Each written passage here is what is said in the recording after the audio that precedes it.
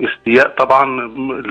كان في بعض الجماهير متاثره بما حدث في بطوله افريقيا في المغرب، فادى ذلك الى الاداء العنصري السيء من الجماهير الاسبانيه المعروفه انا اسف، ان هي والجماهير مش عنصريه. ايه علاقه اللي حصل في المغرب باللي حصل في ماتش مصر يعني؟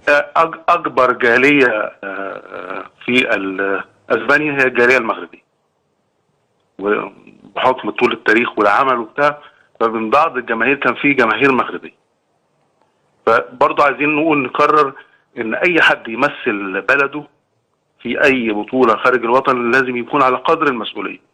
الكل بعض الناس او كل الناس متاثرين في المغرب وبعض الجاليات في بعض الدول الاوروبيه. انا تابعت وحضرتك صحح لي ان حصل بيانات موجوده سريعه من رئيس الوزراء الاسباني بيدرو سانشيز، وطلع واتكلم النهارده، قال بيان طلع واتكلم وقال احنا ضد العنصريه، واسبانيا